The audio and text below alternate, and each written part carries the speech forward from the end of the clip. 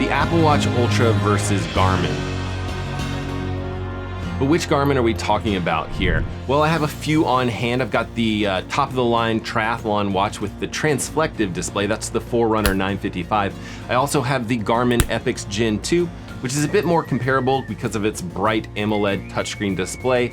But I also have Garmin's ultra distance running focused watch, the Garmin Enduro 2, with its mega long battery life. So we'll use all of these Garmin devices just to give us a little bit more of a general feel for what Garmin has to offer, all with the goal of figuring out what key differences there are between the Apple Watch Ultra and Garmin watches.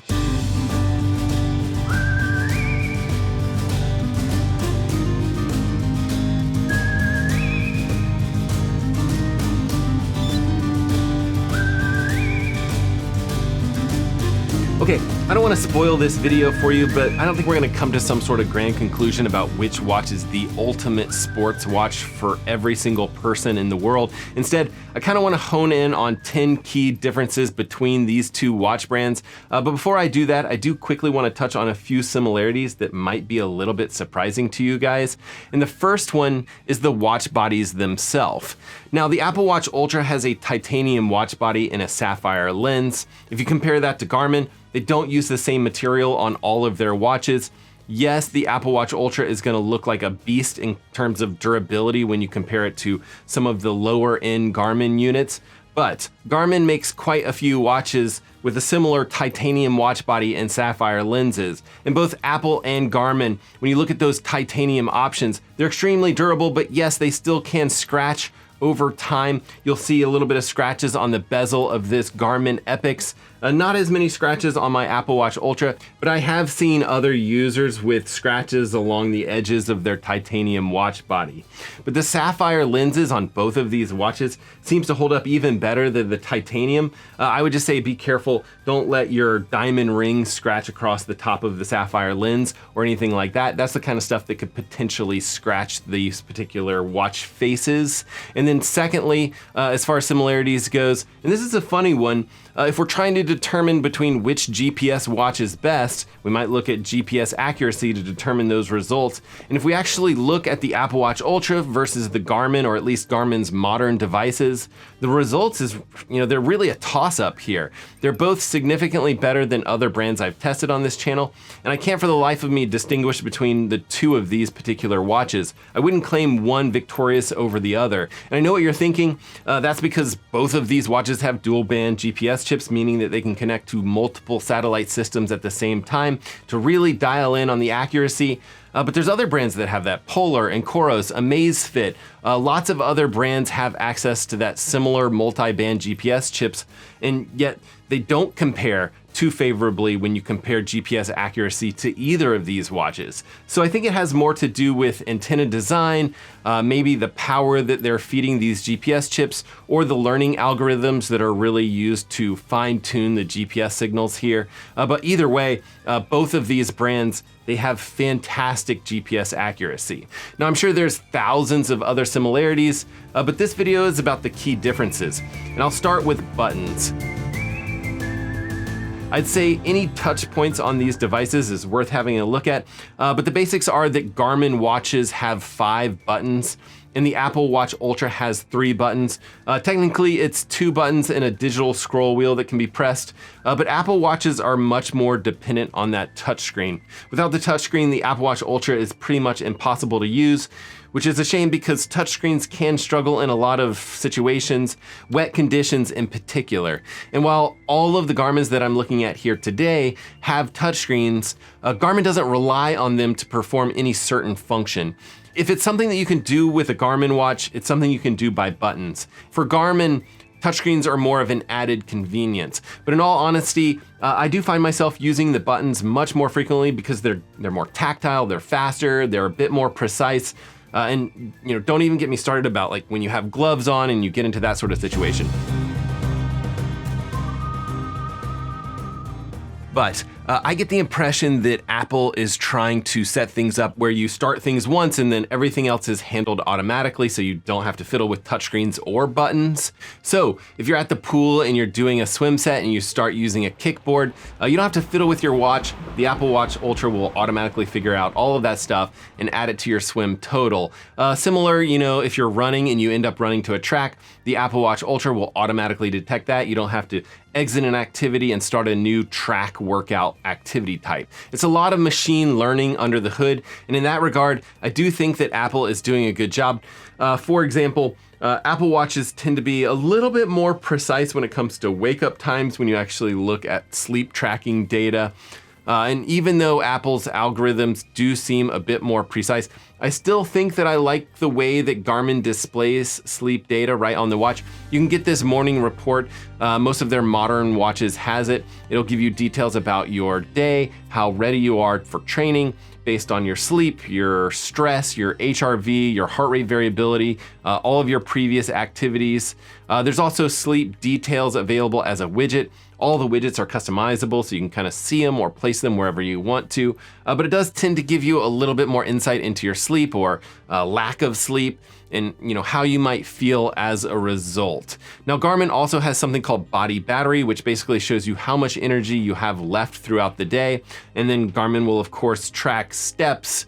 But it seems like the majority of the features are targeted more towards performance as opposed to health. For example, it'll estimate your VO2 max, your 5K times. It'll try to determine what kind of cyclist you are. In my case, it'll say that you're an endurance specialist. Garmin, it's okay to just call me slow if you want to, it's not a big deal. But Apple will target more general health metrics, not necessarily performance as much. And I'm a huge fan of Apple's activity rings, enclosing each of my rings each day. So that's things like your steps, your exercise throughout the day, and your standing time. And the Apple Watch Ultra will also track your resting heart rate, and it can perform an ECG. Garmin only has one device currently that can do that. I think it's the Venue 2, and I'm surprised to see that not more devices are coming out with that ECG functionality from Garmin. Now, I don't think one is necessarily better than the other. I just think that they're tackling some of these health and fitness metrics differently. But one spot where you really could crown a winner is when it comes to specific activity types. So for example, swimming, the Apple Watch Ultra, or the Apple Watch for that matter, will track the number of laps that you do, and it can even automatically determine if you're using a kickboard.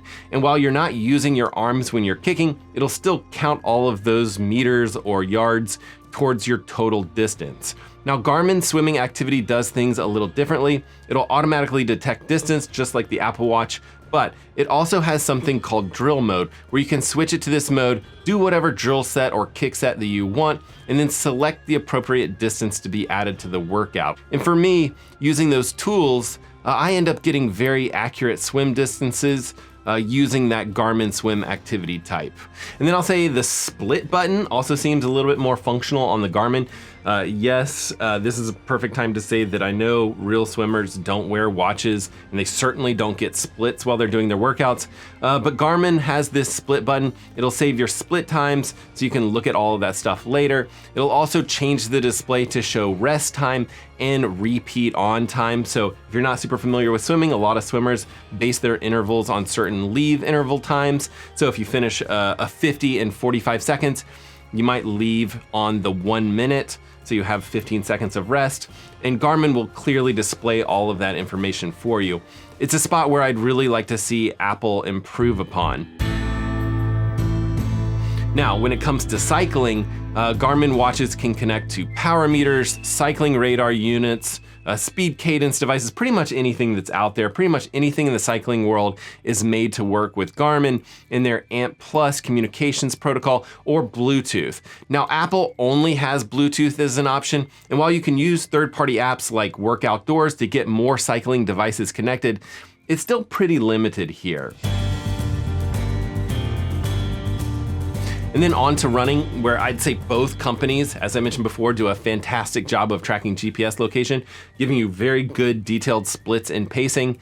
And while both brands have very specific track modes, I much prefer Apple's implementation. With Garmin, you'll need to start an entirely new track activity type to set it into track mode and then select a lane, and it'll snap your GPS coordinates to a track, giving you better GPS distance and pacing accuracy. Where with Apple, they'll go one step beyond that and they'll automatically detect when you arrive at a track, and they'll present you with a little option to choose a lane. It might seem like a subtle difference there, but it's actually big. Apple knows where every single track is in the United States, and it'll allow you to do just your normal warm-up outside of a track, jog over to the track, and then switch over to that track mode. And that's the way that most people that do track workouts do their warm-ups. Now, what's even crazier is Apple actually knows enough about the track via their satellite image recognition that they'll only present you with the number of track lanes that are actually available. Now, Apple also has something called race routes when it comes to running. It's a feature that allows you to race your previous attempts at a similar course. Garmin has similar features and more probably. You can follow a specific workout, you can see grade adjusted pace, you can see details about upcoming climbs, and you can get extremely detailed mapping information during a bike or a run. And both Apple and Garmin have running power, which is an estimation of force that it takes to run.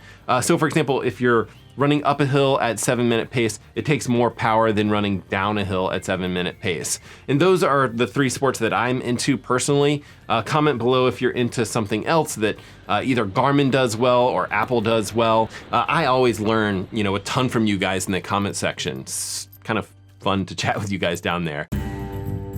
But Apple has made a huge deal out of their larger battery life on the Apple Watch Ultra. It'll typically go for about 2.5 days for me before needing a charge, and it does charge up really quickly when you do need to charge it. But the Apple Watch Ultra has a 2.1 watt-hour battery compared to the 1.19 found on the Series 8 devices. So it's a battery that's basically twice as big, and I basically get double the battery life compared to the Series 7 watch that I have. Using GPS, you can expect about 12 hours of battery life, but the Apple Watch Ultra also has 2 additional GPS settings that can be toggled to extend the range of that battery life. So normal low power mode extends that to about 17 hours, which is conveniently the exact amount of time that Ironman allows for you to finish a full Ironman event. And then there's one more setting called low power mode, with fewer GPS and heart rate readings. And in that mode, the GPS usage is reduced to 1 reading every 2 minutes, and the watch can go up to 60 hours on a single charge, which is pretty impressive. I'd just say that it's probably more ideal to use this on some sort of 2-day hike versus some sort of ultra running event, just because it's only taking readings every 2 minutes, and you're gonna get some very mixed up distances and paces when you're running on a trail with lots of switchbacks and tight turns. Now, Garmin's battery life largely depends on which watch we're referring to here, but the Enduro 2 can go about 30 days on a single charge, and basic GPS can go for 100 hours or more, depending on solar conditions and which GPS mode you've chosen. But I'd say, a more realistic or more applicable comparison might be the Garmin Epix watch with an AMOLED screen, which I typically see about 5 days of battery life with the display set to always on, and then you can expect about 24 to 30 hours of GPS usage with the way that I personally have it set up. Now, like Apple, you do have the option to have a max battery mode, and it'll get up to 75 hours. So pretty similar to the Apple Watch Ultra in that regard. And I have to think that it's these extremely bright AMOLED displays that's reducing the battery life of these watches. Apple has a 2000 nit bright AMOLED display, and it is absolutely stunning. It is the brightest display that I've ever tested by far here on this particular channel, and it just makes all the text and the images and the icons all look super clear and easy to read, even in direct sunlight. In fact, the Apple Watch Ultra's display is so bright that Apple has an option to use it as a flashlight, and I'd say it works okay. Garmin does something similar with its Epix watch, although it's only half as bright as the Apple Watch Ultra. But Garmin's Enduro 2 and their Fenix 7X, they actually have a dedicated flashlight area that is extremely bright. And if you think it's something that you wouldn't use, You're wrong. It's fantastic. It's just like the flashlight on your phone, but it's 10 times easier to get to. It's right on your wrist, and all you do is just tap the light button 3 times to turn it on or off.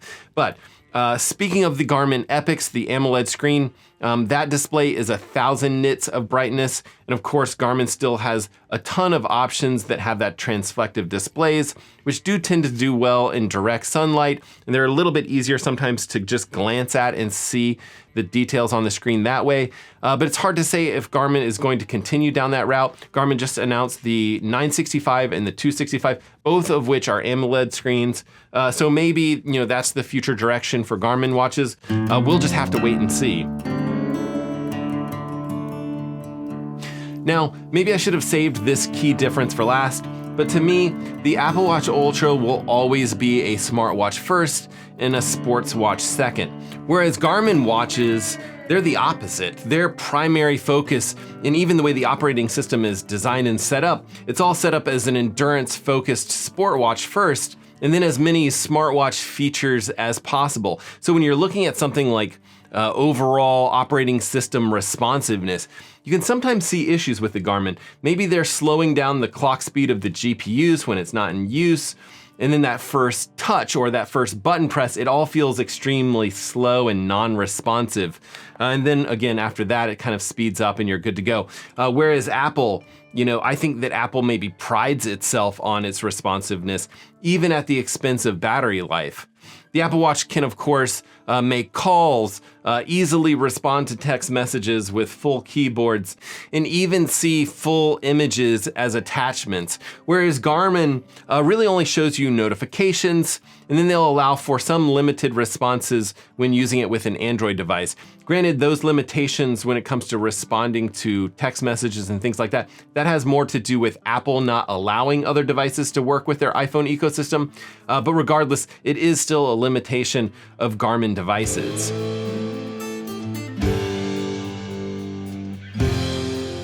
And then both of these companies, they will allow for third-party apps and watch faces on their devices. Garmin has something called Connect IQ, and Apple, of course, has their App Store. If you've never heard of Connect IQ, that's for good reason. It's really not that impressive. I think they're on version 4 of Connect IQ, and as a developer, I'm not super pumped about Monkey IQ, which is kind of their system. I don't think anyone's super pumped about it. It's something.